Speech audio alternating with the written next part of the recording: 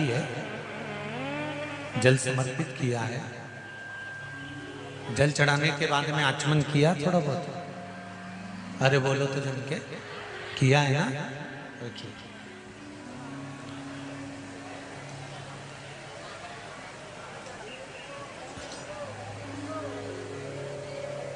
जिसको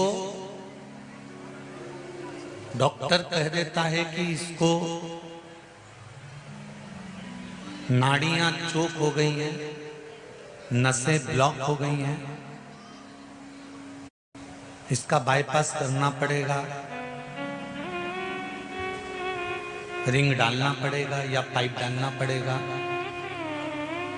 उस व्यक्ति को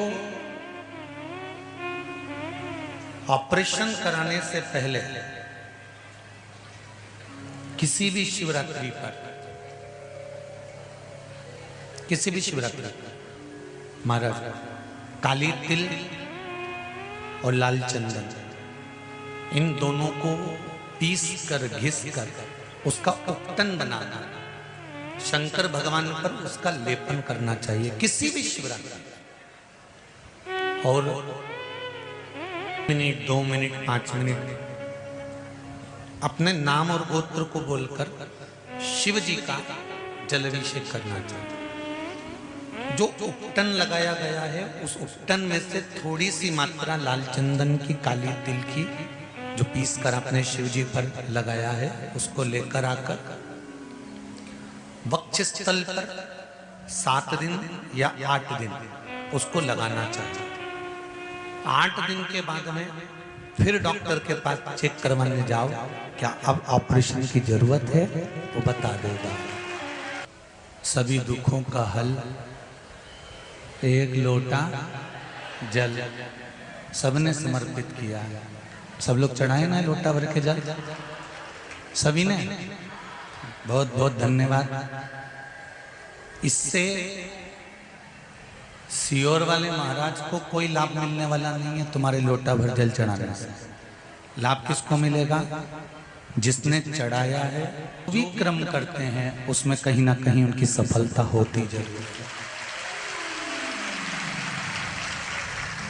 आपकी भक्ति, विश्वास, श्रद्धा जो शिव के चरणारविंद में रमा हुआ है,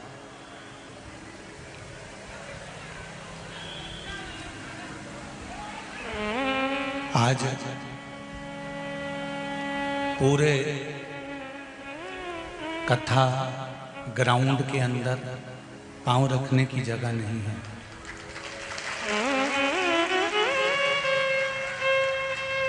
पूरी रोड, दुकानें, पेड़ों की छांव, धूप, यहाँ तक कि पूरी धूप में लोग बैठे हुए हैं। एक निवेदन, अब जो आ रहे हैं उनसे निवेदन है कि अब आप अपनी जगह से कथा सुनो और मोबाइल पर सुन लीजिए। निवेदन है आप लोगों से, क्योंकि इतना बड़ा ग्राउंड में कहीं आप अगर, वैसे तो मुझे नहीं लगता कि तुमको क्योंकि बाहर जाकर देख के आ जाओ, तो कहीं जगह नहीं है। पूरी रोडें रतलाम की आप लोगों के आने से भरी हुई है।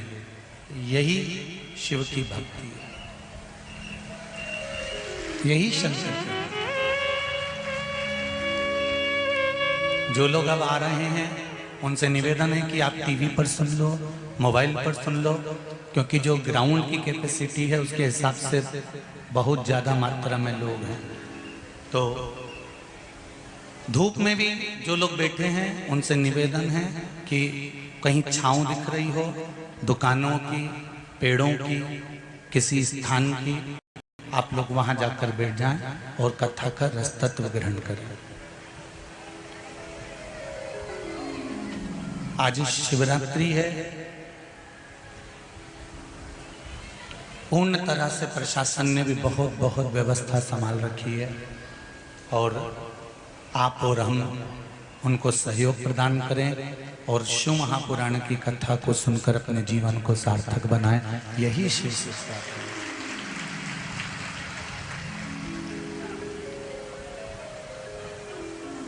एक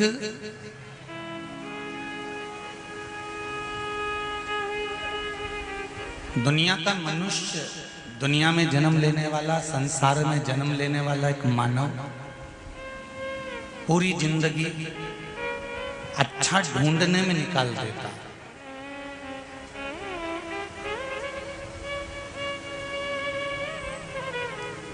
और बहुत छोटा सा मानव का जीवन है। बचपन खेल में खोया, जवानी नींद भर सोया, बुढ़ापा देख कर रोया, सिराने मौत हंसती है। मेरे शिव की कृपा, दया, उदारता जब वो करता है तो दुनिया का ऐसा कोई काम नहीं कि नहीं होता। बस उससे विनती करो, प्रार्थना करो कि बाबा थोड़ी धूप तेज पड़ रही है, थोड़ी छांव कर दो।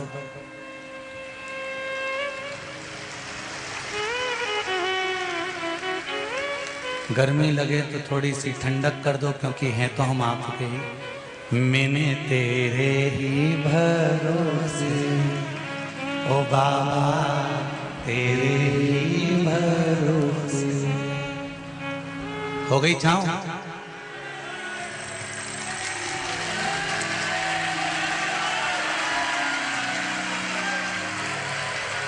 उससे कहो मैंने तेरे ही भरोसे बाबा, तेरे ही भरोसे हवा में उड़ती जावांगी बाबा, डोर हाथों छठी नामे कटी जावांगी।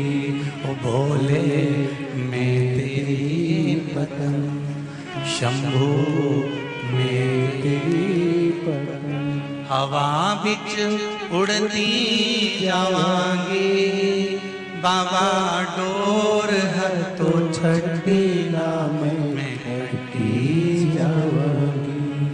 उससे निवेदन करो, सुनेगा। सुनने में एक क्षण की देरी नहीं करता, बस दिल से कहोगे ना तो वो सामने खड़े होकर तुम्हारे लिए सब कुछ कर सकता है। मानव की देह बहुत छोटी सी है, कब आई कब चली गई, कब आया कब चले गया, जीवन का कोई ठिकाना नहीं। पर उस आने और जाने के क्रम में हम भगवान की जितनी भक्ति कर सकते हैं उस भक्ति को अपने भीतर उतारा। हम जितना भजन कर सकते हैं उसको अपने भीतर उतारा।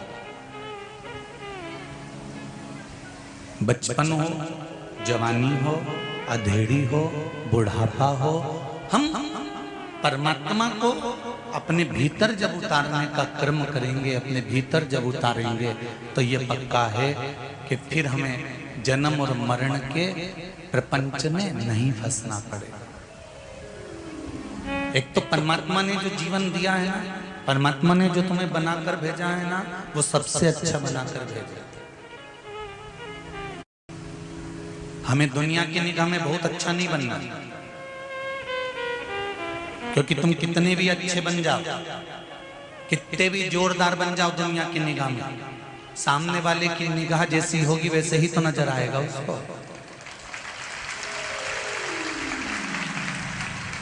आप सोचो कि मैं अच्छा बन जाऊं, मैं बहुत अच्छा हूं, मैं बहुत अच्छा हूं और मैंने दुनिया के लिए बहुत अच्छा किया है, मैंने संसार के लिए बहुत अच्छा करना चाहा है।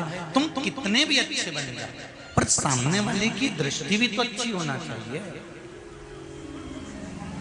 सामने वाले की नजर भी तो अच्छी होना चाहिए।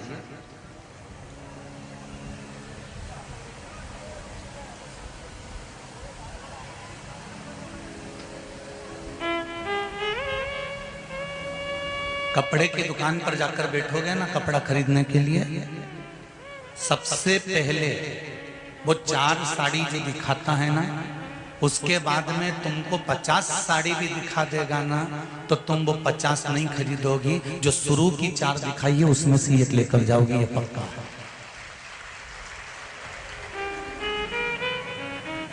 उसके बाद में उसने 50 दिखा दी, 100 दिखा दी, 200 दिखा दी, 250 दिखा दी, 60 दिखा दी, 20 दिखा दी। पर तुमको जो पहले दिखाई है 2, 3, 4 जो भी प्रथम में दिखाई है, बस वही में से तुमको पसंद करना है। एक व्यक्ति को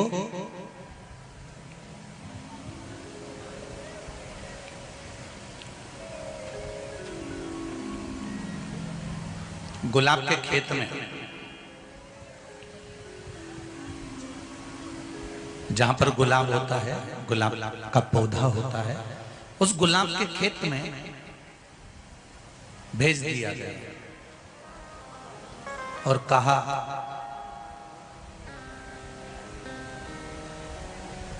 ये बगीचा है गुलाब का, यहां से लेकर वहां तक गुलाब लग रहा है, तुम्हें इसी रास्ते से निकल कर जाना है। सबसे अच्छा गुलाब तोड़ लेना, उसको लेकर बाहर आ जाना। पलट कर वापस नहीं जा सकते, आगे नहीं बढ़ सकते पीछे की ओर, बस आगे बढ़ते जाओ और गुलाब तोड़कर, एक गुलाब तोड़कर लाना और अच्छा लेकर आना।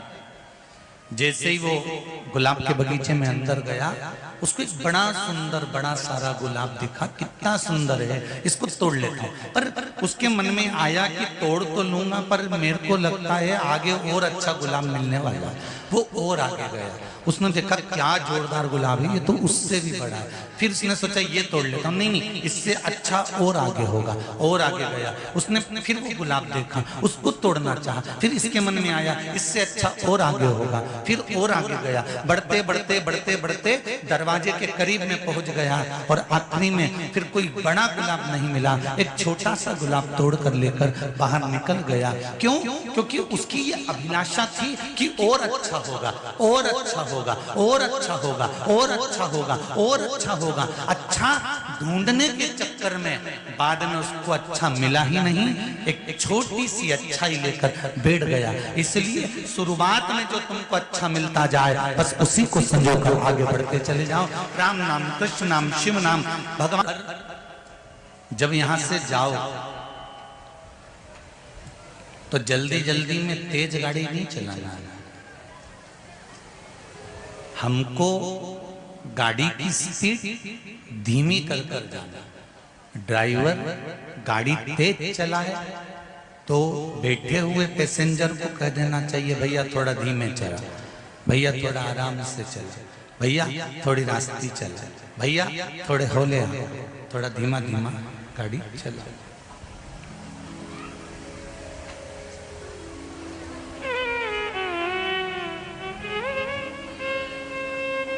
पहले स्पीड दे ले, बचपन, जवानी, अधेड़ी, ये सब स्पीड में निकल गए, बहुत तेज निकल गए। बचपन तो यूं जाता है जी, और चले जाता है तब याद आती है कि बचपन चले गया। जवानी चुटकी में निकल जाती है,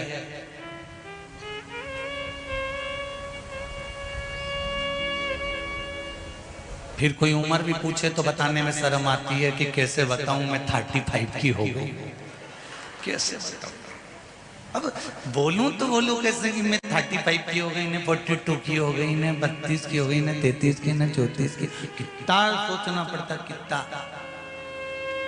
बचपन जल्दी निकल जाता है, जवानी जल्दी निकल जाती है, अधेड़ी भी कमाते कमाते निकल जाती है।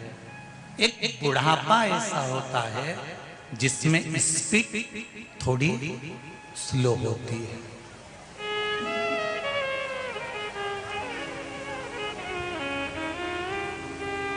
और जब भगवान ने कहा कि स्पीड इसलिए स्लो करी गई है कि इस स्पीड के अंतर्गत जितना तुझे समय मिला हुआ है उतने में तू भगवान का भजन करते चल। भजन करते चलेगा, हारन बजाते हुए चलेगा, धीरे धीरे चलेगा, तो वहां तक भगवान के धाम तक तू पहुंच जाएगा। स्मरण करते करते चल। राम राम रटते रहो, जब तक घट में प्राण कबहू तो दीन दयाल के भनक पड़े। कभी तो सुनेगा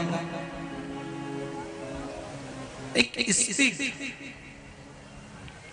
पर निवेदन है बुढ़ापे का इंतजार मत करना। व्यापारिक बंधु होते हैं, जितने व्यापार करने वाले होते हैं, जितने व्यवसायी होते हैं, वो व्यवसाय करने वाले, व्यापार करने वाले बैंक में जाकर लॉकर लेते हैं और लॉकर में सोना चांदी रखते हैं। बोलो री जी जी सही है कि गलत है? अरे बोलो तो। लॉकर में रखते हैं। उसकी दो चाबी होती है लॉकर की। एक चाबी तुमको दे देता है बैंक वाला और एक चाबी बैंक का मैनेजर अपने पास में रख लेता है। बोलो सही है? अरे बोलो तो। कितनी भी घुमा लो ताला खुलेगा? बोलते तो जाओ। नहीं। लॉकर खुलेगा? नहीं। और मैनेजर अपनी चाबी कितनी भी घुमा ले लॉकर खुलेगा? नहीं।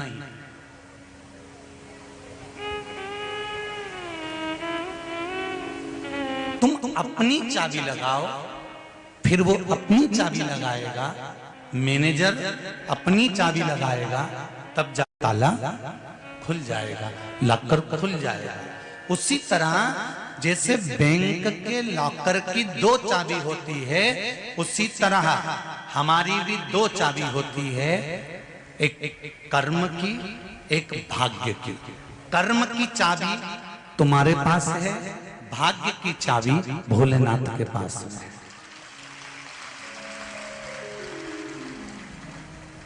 आप केवल कर्म करे जाओगे, कर्म करे जाओगे, कर्म करे जाओगे, चाबी घुमाए जाओगे, घुमाए जाओगे, घुमाए जाओगे, लॉकर खुलेगा? नहीं। और यदि तुमने सोच लिया मैं तो भाग्य के भरोसे रहूंगा, केवल एक ही काम करूंगा, मैं तो गंगा जी के घाट पे पड़ा रहूंगा और मेरा भाग्य खुल जाएगा, खुलेगा? अरे जम के बोलो जरा। नहीं। तुम कर्म की चाबी घुमाते जाओ, तुम काम करते चले जाओ, कर्म करते चले जाओ, भले छोटा व्यापार करो, जरा सा करो, चाहे कुरकुरा बेचो, चाहे चाउमीन बेचो, चाहे पानी पतासा बेचो, चाहे छम्मक लड्डू बेचो, चाहे गुड़िया का बाल बेचो, चाहे तुम्हारी मर्जी पड़े चाय बेचो, तुम्हारी मर्जी पड़े लस्सी बेचो, चाहे तुम ठेला चलाओ, चाहे तुम साइकिल चलाओ, चाहे तुम रिक्शा चलाओ, बस कर्म की चाबी तुम घुमाते रहो, काम करते रहो। इसमें लाभ नहीं हुआ ये करूंगा, इसमें लाभ नहीं हुआ ये करूंगा। कर्म की चाबी तुम घुमाते जाओ और कर्म की चाबी के साथ में एक काम करना, लोटा भर के जल शंकर को चढ़ाते रहना, भाग्य की चाबी वो घुमा कर चले, उसको मत छोड़ना। एक चाबी से काम नहीं चलेगा, कर्म ही कर्म करे जाओगे और भाग्य की चाबी नहीं खुली तो कोई मतलब का नहीं, और भाग्य की चाबी खुल भी गई और कर्म की चाबी नहीं खुली तो कोई मतलब नहीं। दोनों चाबियां चाहिए लॉकर को खोल।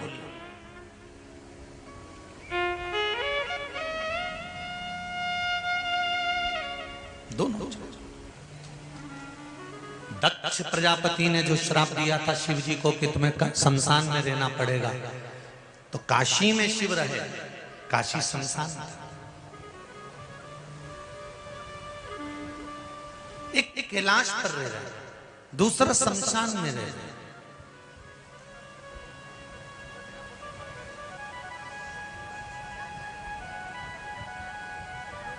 अब शमशान में रहने वाला भगवान शिव, शमशान में रहने वाले भगवान भोलेनाथ, शमशान में रहने वाले मेरे शंकर, शमशान में रहने वाले मेरे शिव, जो स्वयं अघोरियों के भी अघोरी हैं, तांत्रिकों के भी तांत्रिक हैं, ज्योतिषी की भी ज्योतिष हैं।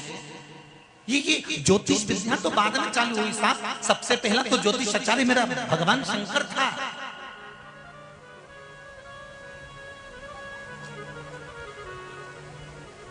और उन्होंने ज्योतिषी कोई साधारण जगह पर नहीं करी, राम जी के दरवाजे पर जाकर कह दिया ये राम है, भगवान कृष्ण के दरवाजे पर कह दिया यशोदा रानी तेरी गोदी में जो लाला है इस पे काल मंडरा रहा है। यशोदा जी ने पूछा तुम्हें कैसे मालूम पड़ा? शंकर जी बोले मैं सब जानता हूं क्योंकि मैं ज्योतिषी। इससे बड़ा ज्योतिषी कहां मिलेगा? घड़ी उसने बनाई, पल उसने बनाया, नक्षत्र उसने बनाया, समय उसने बनाया, महीना उसने बनाया, वार उसने बनाया, तिथि उसने बनाई, सब कुछ निर्माण उसने करा।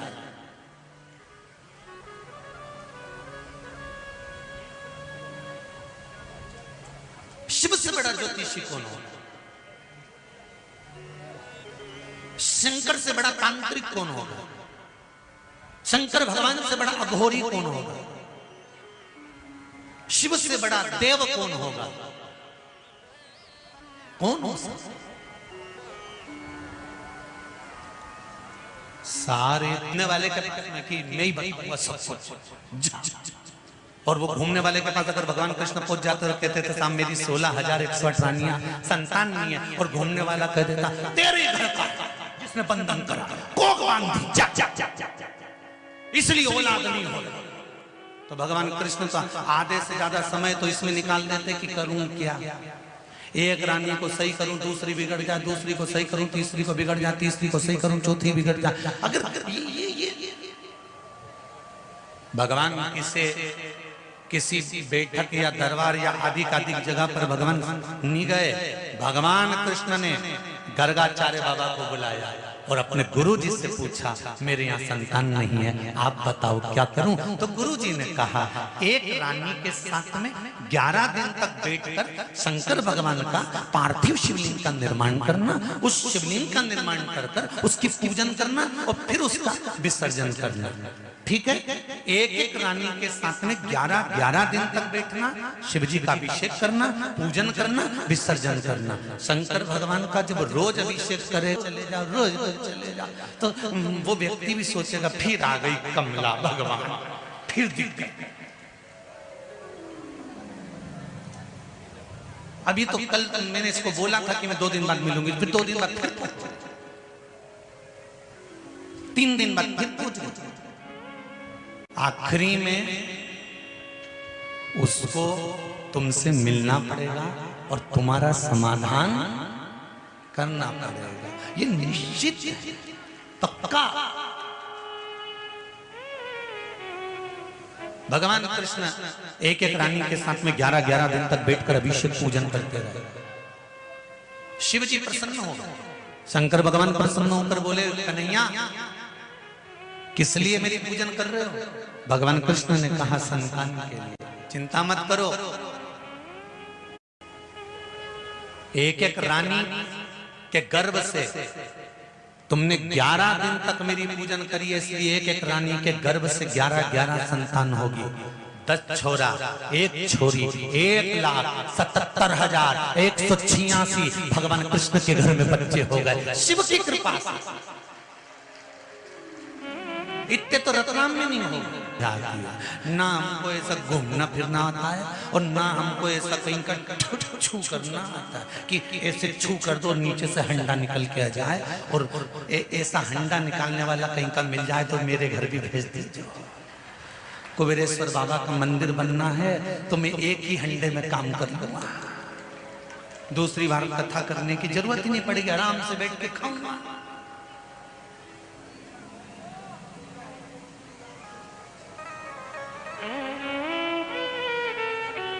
ना हम तंत्र जानते हैं, ना हम मंत्र जानते हैं, ना हम साधना जानते हैं, हम तो केवल इतना जानते हैं श्री शिवाय नमस्तुभ्यं।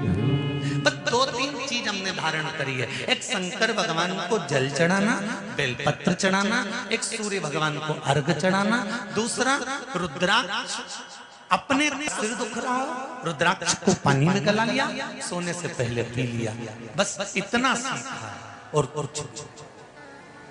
और जिस दिन कोई मानसिक चिंता टेंशन सामने आए उस दिन अकेले बैठकर रुद्राक्ष की माला हाथ में रखकर जपा ना जपा हथेली में भी रखकर उस शंकर को याद कर लिया कि तेरे भरोसे पर जिंदगी चल रही है, तू नहीं संभालेगा, कौन संभालेगा। ये माता पिता नाते रिश्ते कुटुंब कबीले पति पत्नी बच्चे ये सब तो यहाँ के रिश्ते हैं, पर सबसे पहला रिश्ता माँ के गर्भ में जब मैं था तो पेट मेरी माँ ने नहीं भरा, पेट अंदर आकर तूने भरा था, तो अभी भी तू ही संभालेगा, इतना दिल से कह देना संभाल। माता के गर्भ में जब हम उल्टे लटके हुए थे, हमारी दोनों मुष्टिकाएं बंद थी, उल्टे लटके थे, तब कौन भोजन दे रहा था, कौन पानी पिला रहा था, कौन संभाल रहा था।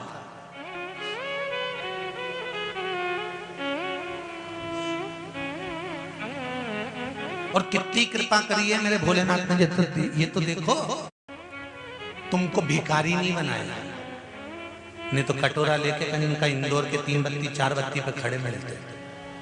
धन्यवाद दो उसको, अच्छे माता पिता के गर्भ से जन्म दिया है, अच्छे घर में जन्म दिया है, अच्छे कुल में जन्म दिया है, अच्छी पत्नी मिली, अच्छा पति मिला, अच्छे बच्चे मिले, पूरा शरीर मिला, एक भी डिपार्टमेंट गड़बड़ नहीं दिया, सब पूरा पूरा दिया। ये तेरी कृपा है, और सबसे बड़ी कृपा तूने ये करी कि भारत की भूमि पर जन्म दिया, इससे बढ़कर कुछ। और इससे बड़ी कृपा एक कर दी कि मुझे सनातनी धर्म में पैदा कर दिया, मुझे गलत धर्म नहीं। जिस सनातन धर्म के अंदर एक मछली को भी पूजा जाता है, जिस सनातन धर्म के अंदर एक मछली को भी कष्ट नहीं दिया जाता। बोलो सही है। चींटा को पकड़ो तो भागे, चूहा को पकड़ो तो भागे, सांप को पकड़ो तो भागे, गाय को पकड़ो तो भागे, हिरण को पकड़ो तो भागे। जरा विचार करिए, मछली को पकड़ने की कोशिश करो, वो भी कांटे में फंस के तड़प कर निकलने का प्रयास करती है कि मेरे भी बच्चे हैं, मेरा भी परिवार है, मेरे भी अपने हैं, तुम मुझे क्यों पकड़ रहे हो, क्यों मार रहे हो। जरा सा जीवन के स्वाद के लिए, जरा सी जीवन के स्वाद के लिए तुम मुझे मार रहे हो।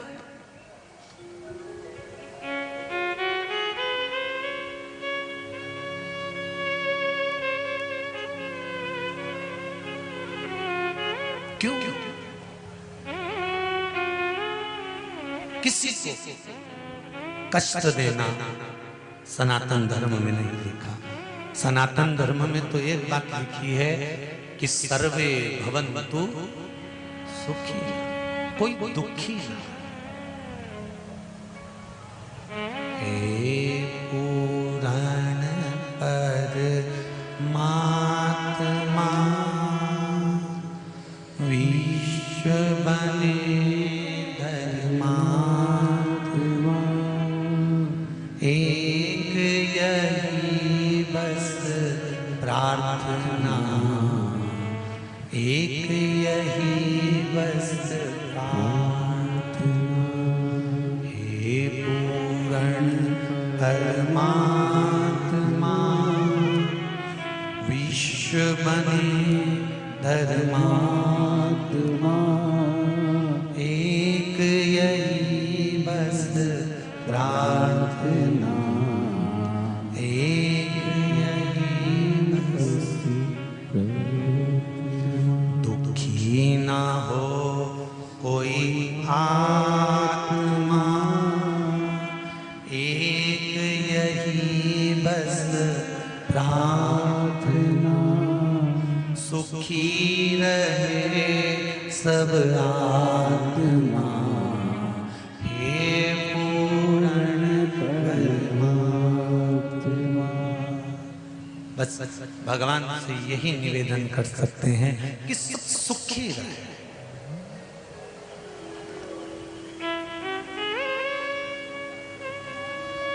दुनिया के लोग कहते हैं ना, गुरुजी कलयुग आ गया, घोर कलयुग आ गया, बड़ा दुख होता है।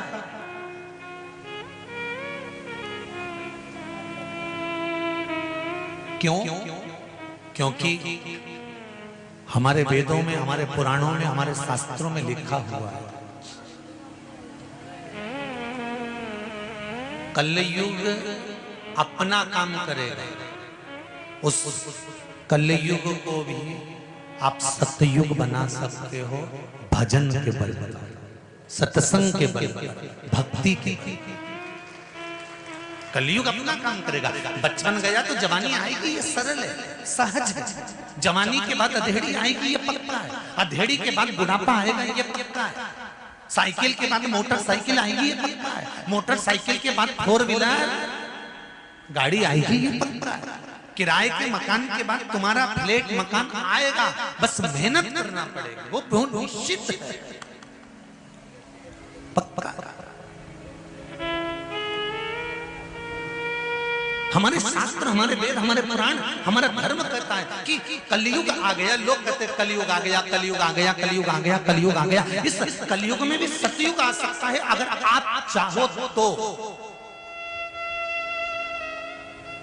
और सतयुग आए कि नहीं आए वो पता नहीं, पर अगर मेरे शंकर की कृपा रही तो कलयुग की जगह शिवयुग जरूर आ सकता है, यह पक्का हो।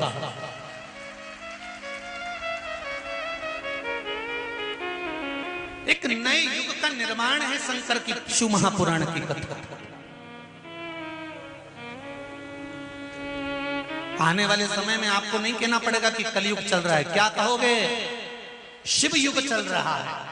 मंदिर मंदिर में भीड़ लगी पड़ी हुई है, लोग जल लेकर जा रहे हैं, दिया जला रहे हैं, पशुपति व्रत कर रहे हैं, शंकर के मंदिर को देखकर प्रसन्न हो रहे हैं, उसकी चौखट को देखकर आनंद उत्पन्न कर रहे हैं। कोई जाता है मंदिर में झाड़ू लगा जाता है, कोई जाता है शिव मंदिर में पोछा लगा जाता है, कोई जाता है शंकर जी के सामने से निकल कर जाता है तो थोड़ा इस्माइल।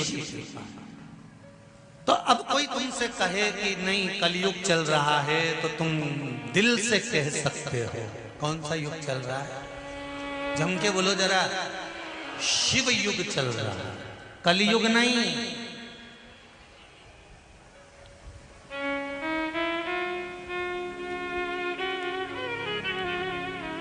हर हर महादेव, घर घर महादेव। यहां ये 2-3 चीजें याद कर लेना, हर हर महादेव, घर घर महादेव।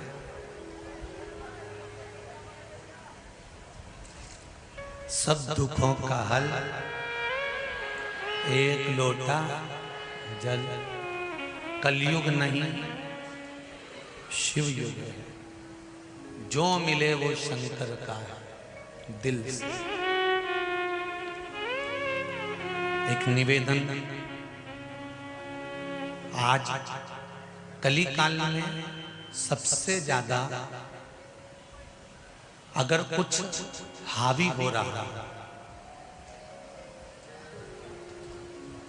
तो ये जो बाहर की जो सभ्यताएं हैं, बाहर की जो चीजें हैं, वो हमारे रेगुलर व्यवहार में, नेचर में आती चली जा रही है। बच्चों को अंग्रेजी स्कूल में पढ़ाओ, खूब पढ़ो, उसकी विद्या। मेरी बेटियों को भी अंग्रेजी स्कूल में पढ़ाओ, खूब पढ़ाओ। बेटे और बेटी में कोई भेद नहीं होना चाहिए। अच्छे स्कूल में पढ़ाओ, खूब नामी स्कूल में पढ़ाओ। पर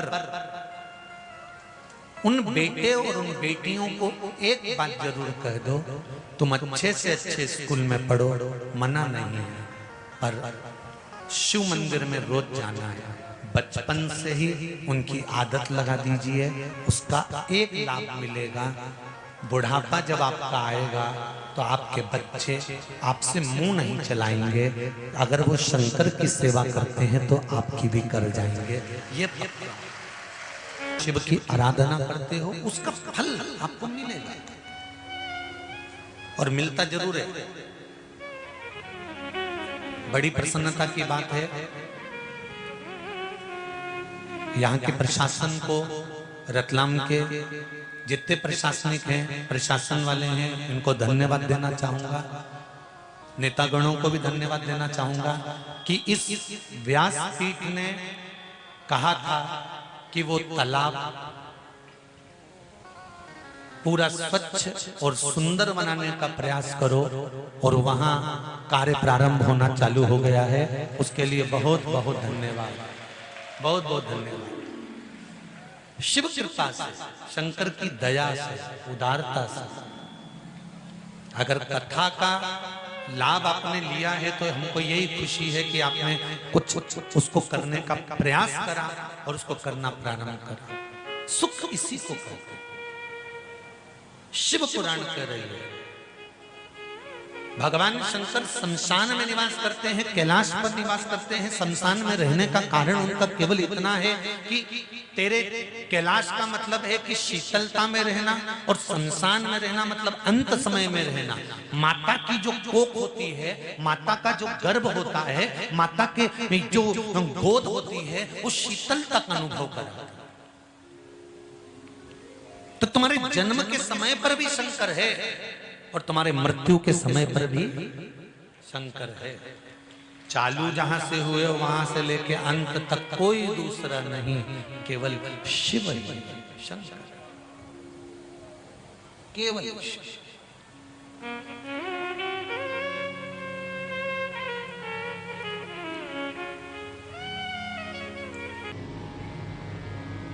एक बार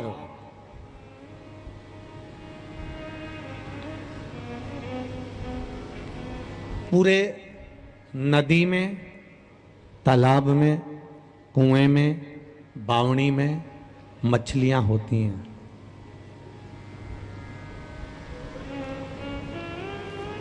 तालाब में भी हैं, में भी हैं, बावड़ी में भी हैं, कुंड में भी हैं, सभी जगह मछलियां हैं, सब जगह। शिकारी, जाल बिछाने वाला या कांटा लगाने वाला जो होता है, वो इन पूरी मछलियों को पकड़ लेता है क्या? जम के तो बोलो जरा, नहीं पकड़ पाता। जितनी उसकी जाल में आती है उतनी वो पकड़ाई में आ जाती है।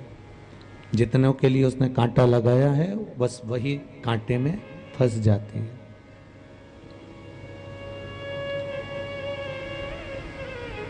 सारी की सारी नहीं आती। 4 भाई हैं, 4 भाई। अब एक के पास में धन बहुत है, दूसरे के पास में विद्या बहुत है, तीसरे के पास में वैभव बहुत है, और हो सकता है चौथा बहुत मेहनत कर रहा हो सकता है उसके पास में कुछ भी नहीं हो। बोलो सही है कि गलत है? एक की गोल्ड की दुकान है, सोना चांदी की,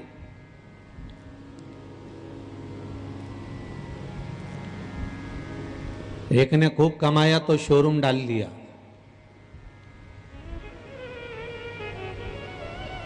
एक ने टीवी और फ्रिज की दुकान भी खोल ली, और हो सकता है एक दुकान डालता है, 2 साल अच्छी चलती है, तीसरे साल में डाउन हो जाती है, बंद करना पड़ता है, कर्जा बढ़ जाता है, फिर दूसरी डालता है, फिर कर्जा बढ़ जाता है, फिर दूसरी डालता है, फिर कर्जा बढ़ जाता है। एक परिश्रम में लगा हुआ है, बहुत मेहनत करना पड़ रही है। और एक कोई मेहनत कर ही नहीं रहा, भगवान की ऐसी कृपा है कि उसके यहां तो बरकत बढ़ती चली जा रही है। एक गोल्ड का शोरूम था, दूसरा बन गया, एक कपड़े का शोरूम था, दूसरा बन गया, एक गाड़ी पहले से थी और दूसरी गाड़ी आ गई। उसको ज्यादा मेहनत नहीं करना पड़ रही, उसके पास में अपने आप बढ़ते चले जा रहा है, उसके पास में संपदा बढ़ रही है, अपने आप आ रही है। और एक परिश्रम पर परिश्रम करता है, मेहनत पर मेहनत करता है, उसके बाद भी उसके पास में नहीं आता।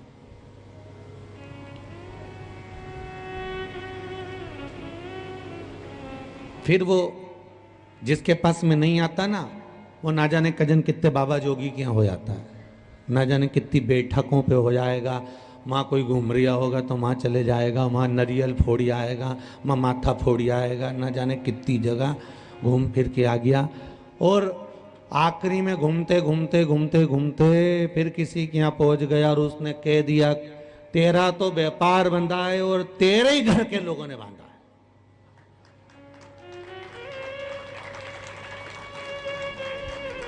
उसने घूमते घूमते बोल दिया कि तेरे ही घर के लोगों ने बांधा है।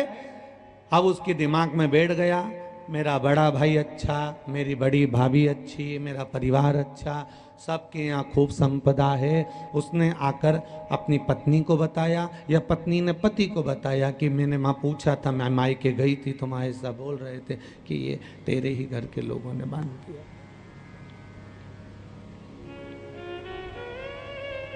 अब ध्यान गया कि इनमें से किसी एक ने बांधा, क्योंकि इनका तो अच्छा चल रहा है, सारा घर तो इनका बढ़िया फल रहा है, बस मुझे ही दुख झेलना पड़ रहा है।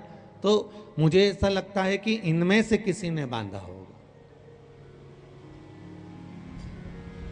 अब उसकी समझ में इतना सा नहीं आ रहा, बांधने वाला तेरा ही बांधा, अंबानी को क्यों छोड़ दिया?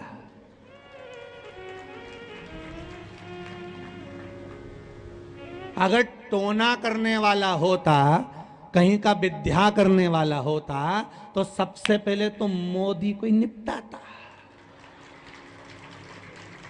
बोलो सही है कि गलत है?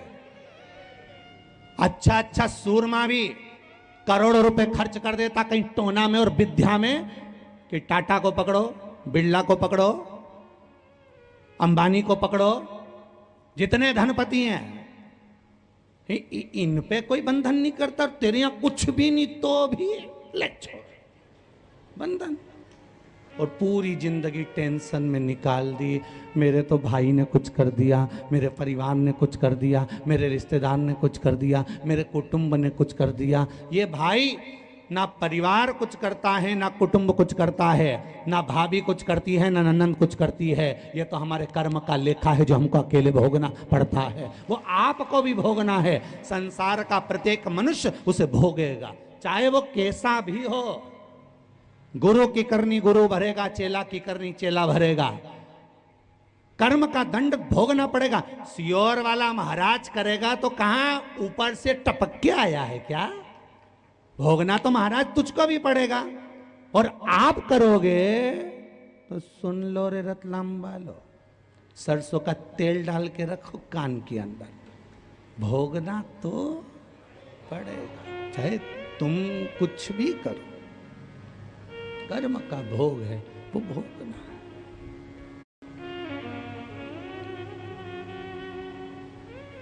मरते ही तुम्हारे गधेड़ी जिस पे तुम मरे ना, वो गोदड़ी फेंक देंगे। जो कपड़े पहने वो, बोलते जाओ जल्दी जल्दी, फेंक देंगे सब, और नया फर्नीचर बना के उस पे सुला देंगे। एकदम शानदार फर्नीचर बनता, लास्ट वाला।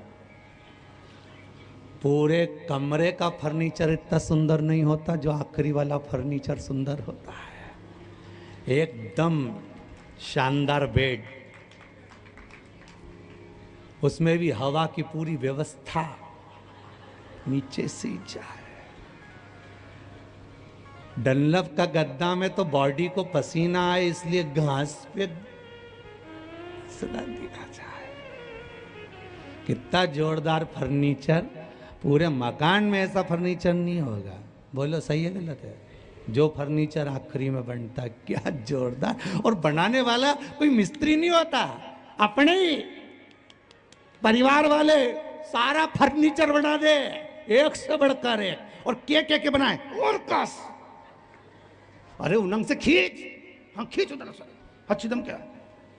वो तो इनका बस नहीं चले, नहीं चढ़ के देख ले, और पकड़ लो।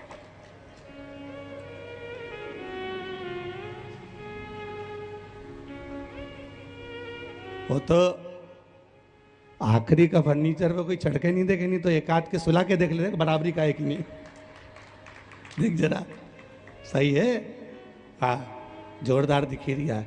और मालूम पड़े एक को सुला के देख ले और वो छोटी पड़ी जाए तो उठ उठ उठ, भाभी एक और बांधो, उधर उधर एक और बढ़ा लो।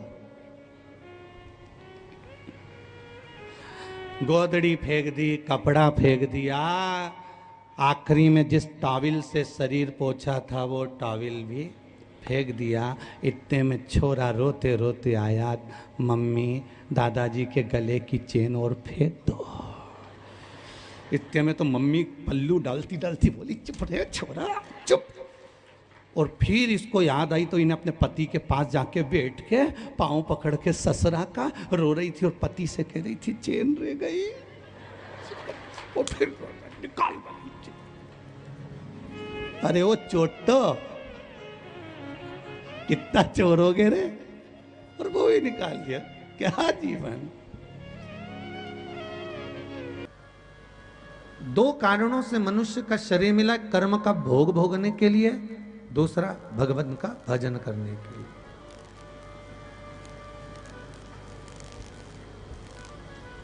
पर इस कर्म को भोगना मनुष्य के शरीर के भीतर और उस भोगने के साथ में भगवान का भजन करना, ये दोनों बहुत कठिन काम है। अभी का आपको चरित्र सुनाते हैं। एक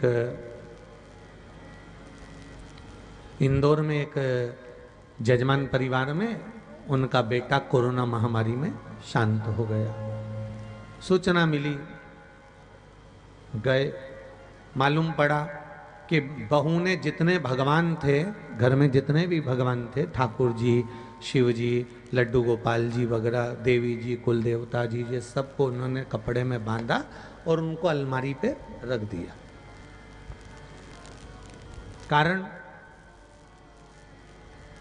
कारण क्या हुआ कि भगवान ने मेरा साथ नहीं दिया।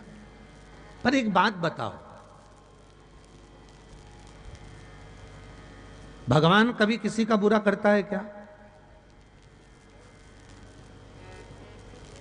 शिव महापुराण की कथा कहती है भगवान कभी किसी का बुरा नहीं करता।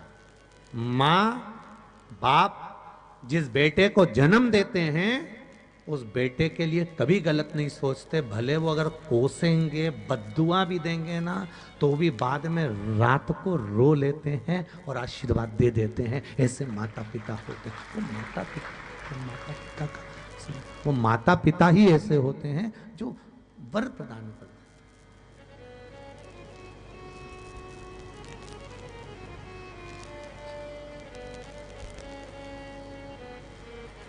जो वर देंगे।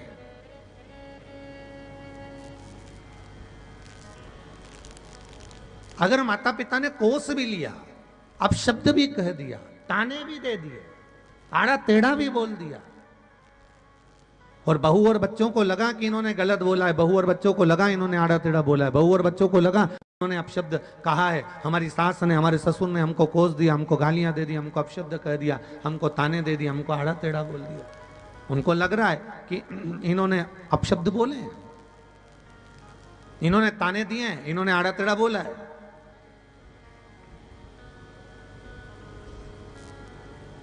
इन्होंने गालियां दी हैं। पर जो बुजुर्ग माता पिता हैं उनके हृदय से तो कोई पूछे, उनकी चित्तवृत्ति से, उनके मन से तो कोई पूछे कि वो कितना कितना रोए हैं आप शब्द कहने के बाद भी, ताना देने के बाद भी, गाली देने के बाद भी, आड़ा बोलने के बाद भी कितना रोए हैं। उसी तरह परमात्मा ने अपने इस भूमंडल पर, इस भूमि पर हमको जन्म दिया है। मेरे भगवान ने आपको यहाँ भेजा है अपने घर में। ये ब्रह्मा ब्रह्म लोक में निवास करते हैं, भगवान विष्णु वैकुंठ लोक में निवास करते हैं, भगवान शंकर मृत्यु लोक में निवास करते हैं। अगर मृत्यु लोक में मेरे परमात्मा ने आपको भेजा है, अपने घर में अगर भगवान ने रखा है, तो आपका जिंदगी में कभी वो बुरा नहीं कर सकता, कभी बुरा नहीं करेगा। करेगा तो अच्छा ही करेगा।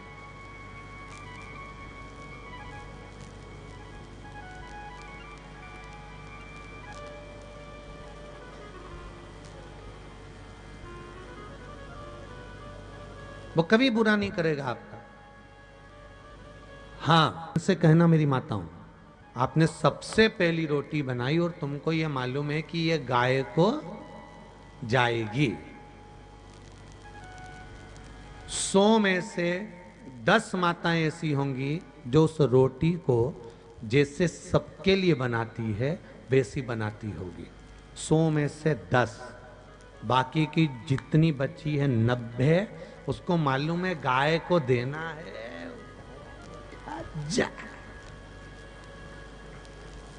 सही है कि गलत है? अरे बोलो तो जरा जम के, सही है ना? अब उसको तुमने बस केवल ऐसा करा और दे दिया।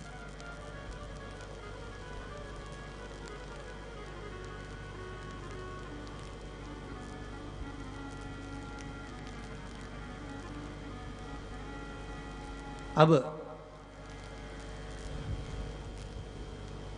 अगर उस रोटी को भी तुम जैसे पति के लिए बड़ी गुनगुनाती हुई, गीत गाती हुई, बच्चों के लिए जैसे प्रेम और स्नेह के साथ में बनाते हो, अगर वैसे ही दिल से, हृदय से, चित्त से, मन से बनाकर गाय माता को खिलाते, तो दूसरा जब जन्म आपका मिलता, जब आपका जन्म दूसरा मिलता, तो ये पक्का है कि शरीर में कोई रोग खड़ा ही नहीं होता।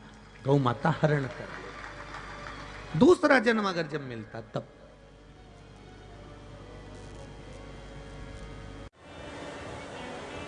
भगवान ने अगर हमको पैदा करा है, जन्म दिया है, तो कुछ अच्छा करने के लिए दिया। अपने आप को स्पेशल समझो, फालतू नहीं। कलकत्ता में कहा था ना कि फालतू का सामान जब तुम अपनी अलमारी में नहीं रखती, घर में नहीं रखती, तो भगवान अपनी सृष्टि में, पृथ्वी पर तुम फालतू रखेगा क्या? वो भी तो सोच विचार कर हमको जन्म देता होगा।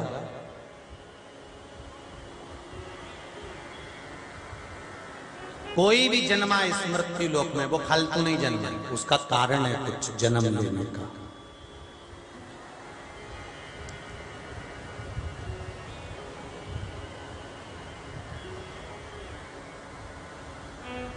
एक वो जन्म लिया था,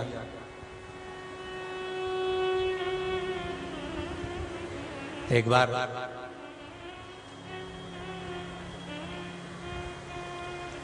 दक्ष प्रजापति ने जब शंकर भगवान को देखा और कहा कि तुम्हें मैं श्राप देता हूं, तुम शमशान में निवास करोगे, तुम शमशान में रहोगे।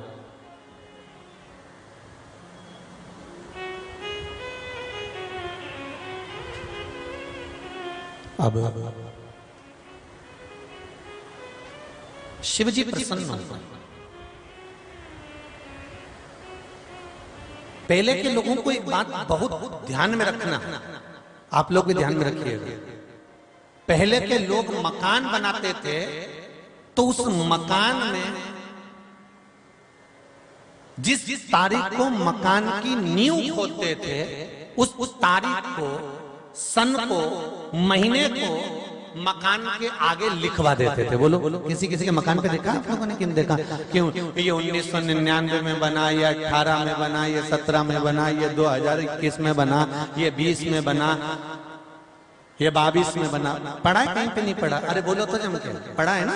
मकान को सीमेंट से लिखवाते थे। जब सीमेंट के आगे डिजाइन बनवाते थे तो आगे का जो एलिवेशन बनवाते थे उसमें उसको लिखवाते थे कि ये इतनी तारीख को ये बना है, इतनी तारीख को ये बन गया, उसमें लिख दिया जाता है।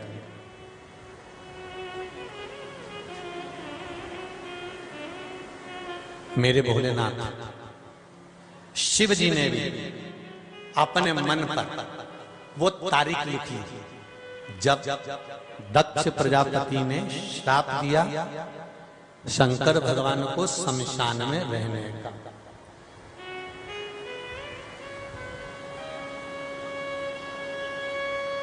निश्चित हो गए। बहुत ध्यान दीजिएगा जरा इस कथा का।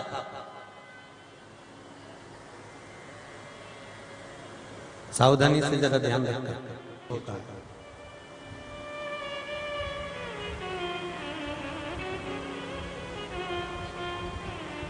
आपके यहां पर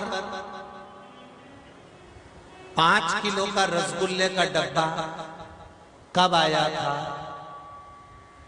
आइसक्रीम का फैमिली पैक कितनी तारीख को आया था? आपको याद है?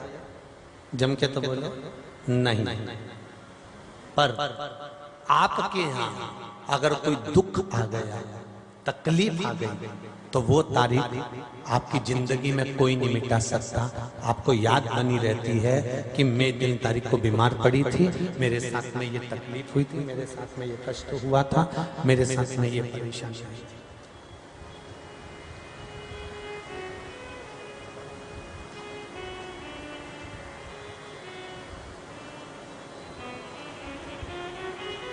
शिव जी ने वो तारीख लिख ली।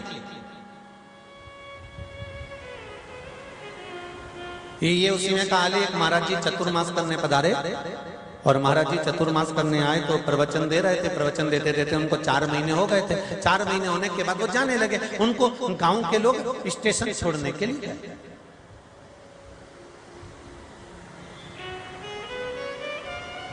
और गांव के लोग जब स्टेशन छोड़ने के लिए गए तो गांव के लोगों ने महाराज जी से कहा, महाराज जी अब आप जा रहे हो, जाते जाते थोड़ी सी ज्ञान की बातें और बता जा। महाराज जी को आ गया गुस्सा।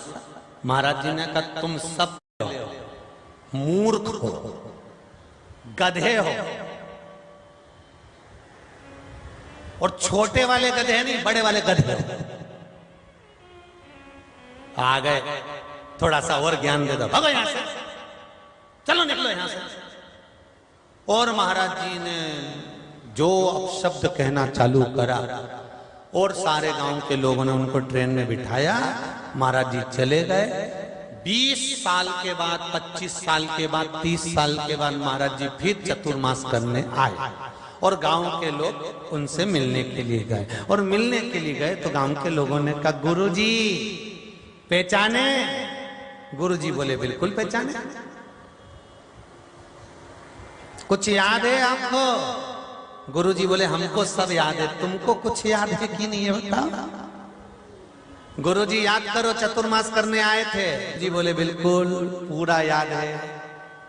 गुरुजी याद करो, हम आपको स्टेशन छोड़ने के लिए गए थे, और आपने कितना कितना हमको बोला था, याद है? गुरुजी बोले, मुझे सब याद है। स्टेशन पे मैंने तुमको कहा था तुम गधे हो, छोटे नहीं बहुत बड़े वाले।